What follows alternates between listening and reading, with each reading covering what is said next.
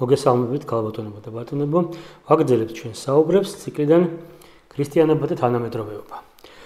და დღეს ვისაუბრებთ ისეთ თემაზე, რომელზე უფრო თანამედროვეც არ ვიცი რა შეიძლება იყოს, ეს არის ახალი წლის აღნიშვნა ახალი მოდის მიხედვით. ხას უსვამ არა ახალი კალენდრის, არამედ სწორედ ახალი მოდის მიხედვით. და ეს მოდა ახალი მოდა. პრინციპში შეგვიძლია ვთქვათ, რომ დაახლოებით 30 წლის მაინც არის ჩვენს რეალობაში 35-ის თუ არა. და რა არის ახალი მოდა? ეს არის ახალი წლის აღნიშვნა აღმოსავლური კალენდრით. აბა წელს რომელიც ხოველის წელია, აბა რომელი ქვეწარმავლისა, აბა რომელი რაღაც.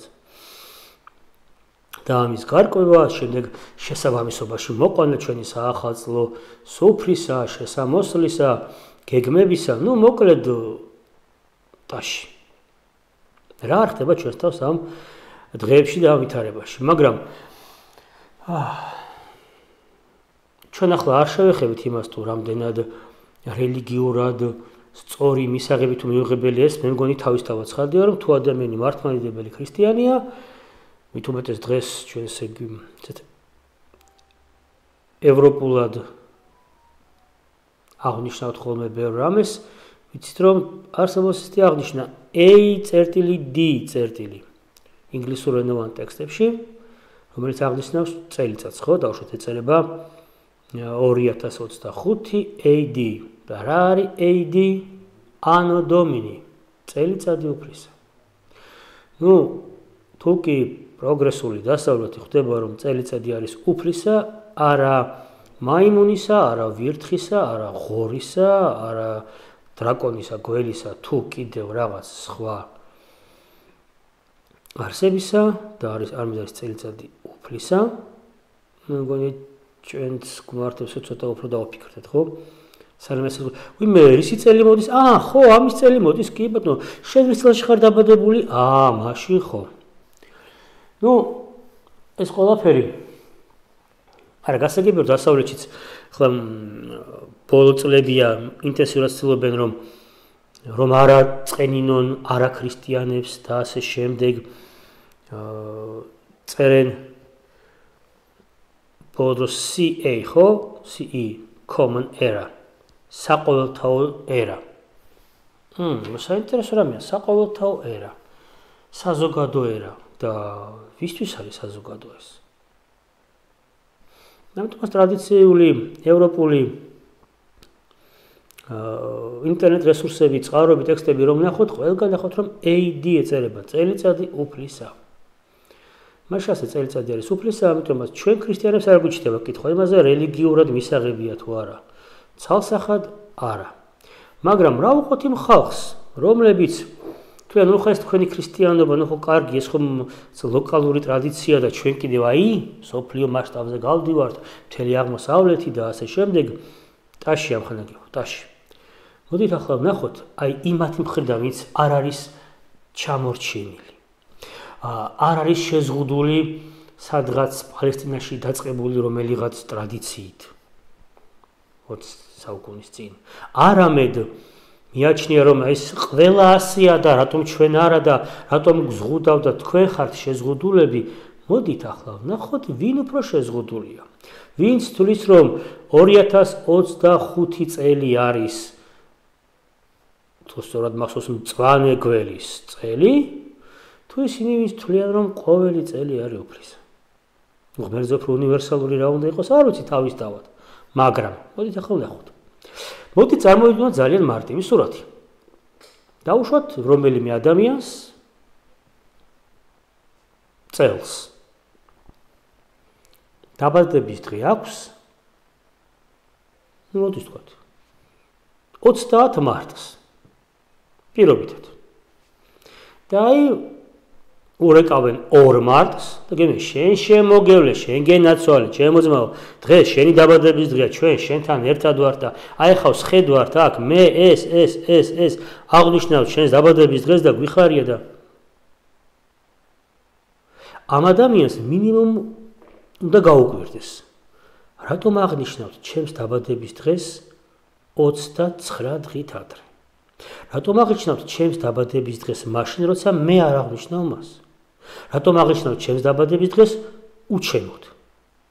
და რატომ თვლით, რომ მე გავხდი დღეს 3 წლის, როცა უკვე 58 წელი შემისრულდება ამ რამდენიმე დღის შემდეგ? მე მგონი ძალიან ლოგიკური კითხვებია, ხო?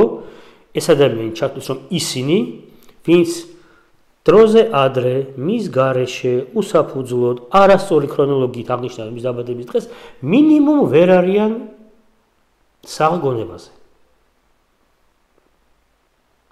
ახლა მოდით ნახოთ, რას იფიქრებენ ჩვენზე, რომელმაც 1 იანვარს სახლში გველები მოვიმარაგეთ. თან რაღაც იქ ჩვენს ინტერიერს უხდება ვარდისფერი, ვარდისფერი გველი შევიძინოთ. აი, მე შევიძენ რეზინის გველს, არა მე პლასტმასის გველს, იმიტომ რომ რაღაცა, აი მე კიდევ თაბაშირის გველს, იმიტომ რომ კერამიკულია, მაინც სხვა არ და კიდევ მიდგას რაღაც სხვა კერამიკული ფიგურები, იმათთან კარგად ჩადგება კომპოზიციურად. ბიჭო. ახლა მოდით და მივყვეთ. არა იმიტომ რომ ეს ხალხი დავამონათოთ, შევარცხნოთ, ვინც 1 იანვარს აი ესე უცნაურად იქცევა ხოლმე. მოდით ისე რამ ვთქვათ. ჩინური და ზოგადად აღმოსავლური კალენდარი, აი ის, რომელთაც ეს ცხოველებია ჩაწყობილი, არის თვარის კალენდარი. შესაბამისად, თვარის კალენდარი რაკია, ის დამოკიდებულია თვარის განახლებას. ზამთარში უნდა მთვარე განახლდეს და შემდეგ იწყება 10 წლისა. ეს კი ვერასდროს მოხდება 19-20 იანვარზე ადრე. აი მაგალითად 2025 წელი რომ დადგა, ჩინური ახალი წელი. ჩვენ ხო 1 იანვარს აღნიშნეთ. ზოგიერთი გველის წელის დადგომა და სუფრაც კი ისე მოაწყეს, რომ გველს არ წყენოდა. ჩინელებთან ეს ახალი წელი დადგება 29 იანვარს. რატომ აღნიშნეთ ჩვენ ქართველებმა ჩინელების დღესასწაული ჩინელებზე 29 დღით ადრე ჩინელების გარეშე? ეს იმ საღად მოაზროვნე პროგრესულ ადამიანებს ეხებათ, ვინც სოფიოს მოქალაქენი არიან. კი ბატონო, ხო კარგი, 29 დღით ადრე აღნიშნეთ. და რა აღნიშნეთ? მწვანე გველის წელი. რამე შეიძლება გველი ეკაცო.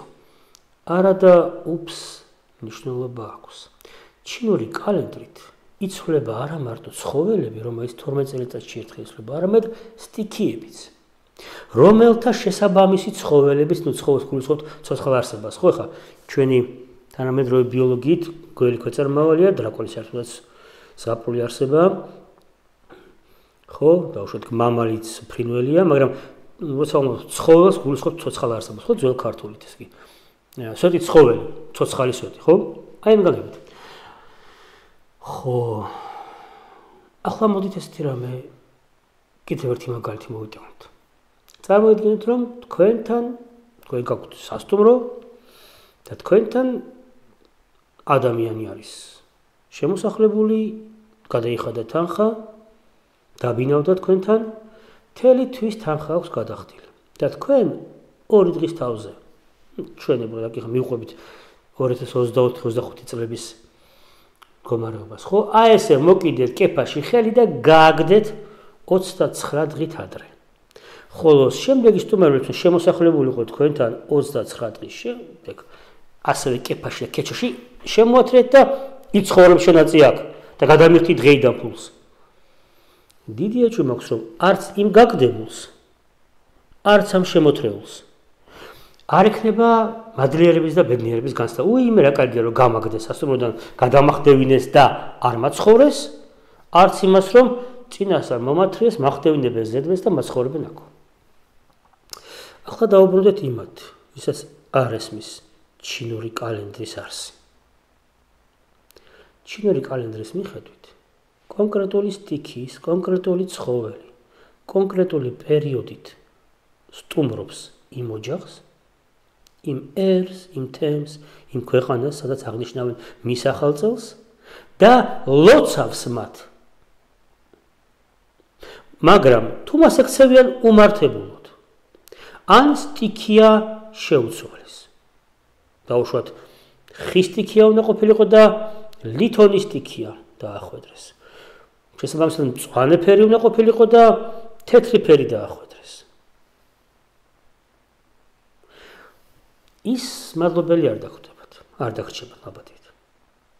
ახლა ჩდება კითხვა, აი ეს ადამიანს დიდი იმედი აქვს, რომ თუ სწორად მოაწყობენ 1 იანვარს ახალ წელს უფრას, თუ სწორად ჩაიცვამენ, დალოცულები იქნებიან აი იმ ცხოველის მიერ.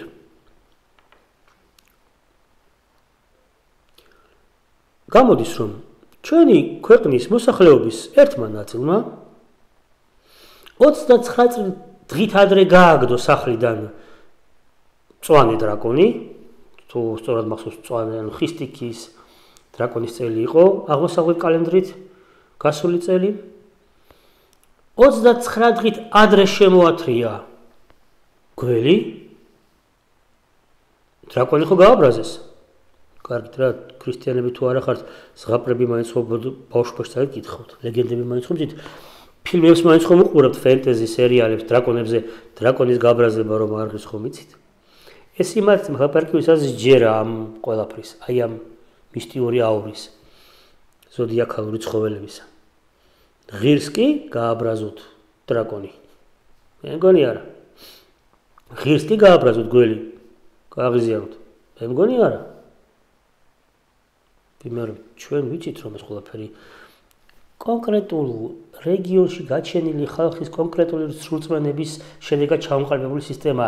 ჩვენ ქრისტიანებს ეს არ გვაწევს, მაგრამ აი ჩვენი ახლობლები, ნათესავები, მეზობლები, მეგობრები, ვისთანაც ჩვენ გვიწევს ყოველდღიური ურთიერთობა, აი ამ რეალობაში რომ არიან, ეს ხო გვაწუხებს? რა უყურთ ახლა ამას? გველი გააბრაზეს, დრაკონი გააბრაზეს. სტიქიები ვერ შეურჩიეს, ამიტომ კურთხევას კი არა წყევას მიიღებენ მათგან. ფერი ვერ შეურჩიეს, ამიტომ წყევას მიიღებენ მათგან. და რასთავარია ეს კალენდრები რო იყიდება, რომ გადიხარ ქუჩაში და 2025 რო გველით წერია, უკაცრავად, მაგრამ ვინმე იცის რომელი წელია ჩინური კალენდრით? თუ კალენდარი არსებობს, მას აქვს არა მარტო თვეების და 12 წლიანი ციკლების მიმოსვლა, არამედ მას აქვს დასაწყისი და რაღაც კონკრეტული მიზნისკენ მიემართება. ნუ, ლაპარაკი გვაქვს ძველ აღმოსავლურ კულტურულ რელიგიურ სისტემაზე აგებულ კალენდარზე, ხო? 2025 წელი გარდამდგარა. აი 29 იანვარს ჩვენთან იქნება უკვე კარგად გამჯდარი 2025 წელი, ჩვენ რო უკვე ყველაფერი მოვინელეთ, ვიქეიფეთ, 7-დან დაწყებული 14-ის ჩათვლით თავი არ აგვიწევია საცივიდან, ამანაც გადაიარა, ნათლისღებაც ვიდღესასწაულით, ამანაც გადაიარა, წყარგზავნაც იყო. აი მაშინ ჩვენი კალენდრით 2025 წლის იანვარში. საერო კალენდრით 29 რიცხვი დადგება. იქ ჩინეთში. იმათთან, ვინც ეს კალენდარი მოიგონა, ვინც ამ კალენდრით ცხოვრობს და ასე შემდეგ, იმათთან დადგება 4722 წელი. და ეჩნდება კითხვა. აი რა ვუყოთ იმ პროგრესულ ადამიანებს, რომლებმაც 1000 წლეული ვერ დაამტხვიეს, საუკუნე ვერ დაამტხვიეს, წელი ვერ დაამტხვიეს, თვე ვერ დაამტხვიეს, რიცხვი ვერ დაამტხვიეს. აღნიშნვის ტრადიციის წესის დაცვაც ვერ დაამტხვიეს, რომელიღაც ერთი მითიური არსება გააგდეს, მეორე მითიური შემოტენეს და აი ხალხი რომელიც ჩვენზე ქრისტიანებზე იცინს რომ ოი თქვენ ჩაჩით სადღაც არა ბატონებო. სამწუხაროდ ის რომ როდესაც 90-იან წლებში ეს რაღაც ათეისტური მახინჯის სისტემის ნგრევა იწყება და ცნობიერებას ვეხები, სოციალურად ბევრ რამეზე იყო გადადგმული ისეთ ნაბიჯები დღეს რომ დგამენ დასავლეთის ქვეყნები. და სოციალურ პროგრამას არ ვეხები. ლაპარაკი მენტალურზე, ცნობიერებაზე, ადამიანის სულის ნგრევაზე იყო დაფუძნებული ხორცის აღშინება, ხო? აი იქ მაშინ როცა უიმე გვიკრძალავდნენ, აი ახლა თურმე ყველაფერი შეიძლება ეწყება ეს სიზმრების ახსნა, ეს მკითხაობა, ჩხიბაობა, ეს უცნაური კალენდრები. აი მაშინ რომ ჩაებეჭდათ ზოგიერთებს გონებაში და უცნაური შტამპებით დადიან დღემდე. რომ თურმე ქრისტიანების მიერ 14-ში აღნიშნავთ ახალ წელს, ხო? და თქვენ ჩვენ ვიცით მაინც ვის მიერ დადგენილ წელიწადს აღნიშნავთ. ეკლესიის მიერ დადგენილ ახალ წელიწადს აღნიშნავთ. ვიცით მაინც რომელ წელს, რომელ თვეს, რომელ რიცხვს ვის მიემართება ეს და თქვენ ჩვენ გვისაუბრეთ შობის თარაზე. ჩვენ თქვით რომ მეორე საუკუნეში დადგინდა ეს სიმბოლური რიცხვები, ხო? შობის შეგიძლიათ ნახოთ ეს გადაცემა ჩვენი. და ახლა ჩვენ ვართ ასაცინები, ჩვენ ვართ შეზღუდულები, ჩვენ გვიჭირს. მე მგონი არა. და კიდევ ერთი რემარკა იმათთვის, ვისაც შეიძლება ძალიან მოეჩვენა რომ ოხეს ქრისტიანები ჩვენ გამონათებენ და რას გვერჩიან. ბატონებო და ქალბატონებო, თქვენ ისინი ვინც ასე ძალიან თვლით რომ ჩვენ ჩარჩით სადღაც და თქვენ პროგრესულად წინ მიწევთ. იბრძანდით, მაგრამ ერთი ისიც, თუ მაინც და მაინც პროგრესის ნიშნად თვლით ფართო თვალსაჩინოს კალენდარულ სისტემაში, მოდით აიღეთ წარმართული ძველი ევროპული დროიდული კალენდარი, სადაც ხეების წლები იყო. არა ცხოველების, არამედ ხეების. რატომ გონიათ რომ უფრო ბრიყულად გამოიყურება ის ვინც აღნიშნავს ხის წელს და არა ის ვინც აღნიშნავს ქვეწარმავლის წელს? არა. ყველაფერი ძალიან მარტივად არის. წელიწადი უფლისა შეწყნარებული გვეძლევა სახარებაში. ძველად ხმაშიც არის, ხო? ჩვენ აღნიშნავთ ახალ წელს. 2025 წელი დადგა იმათვის, ვინც ქრისტიანული საეკლესიო ტრადიციის შესაბამისად აღნიშნავს იმას, რომ ერთი ციკლი ჩვენი ცხოვრებისა დასრულდა, ჩვენ შევაჯამეთ რაღაც, გადავხედეთ, მივხვდით რა შეგვეშალა, გაგვეხარდა რი დაგვაჯილდოა უფალმა ამ ჩავლილ წელიწადს და ახლა როდესაც დადგება ახალი წელი ჩვენთვის. ჩვენ იმედი გვაქვს რომ გაკვეთილი გამოვიტანეთ იქიდან, რაც შარშან არც თუ სახარბილად გამოგვივიდა და შევეცდებით უკეთ ვიცხოვროთ, ისე რომ როდესაც ადამიანს შემოგხედავს, გაახსენდეს სიტყვები, რომ ესეც ბრწყინავდი ნათელი თქვენი წინაშე კაცთა, რათა იხილონ საქმენი თქვენი კეთილნი და ადიდებდნენ მამასა თქვენსა ზეცათასა. ჩვენთვის ახალი წელი არის არა სუფრის, არამედ უფალთან მიახლოების მცდელობის კიდევ ერთი შანსი. და მე ვფიქრობ, ეს უფრო ნორმალური რამ არის, ვიდრე უცნაური ქვეწარმავლების შემოთრევა სახლში. კეთილი. ვფიქრობ, ამჯერად ამით შეიძლება დავასრულოთ. გემშვიდობებით, მომავალ შეხვედრამდე.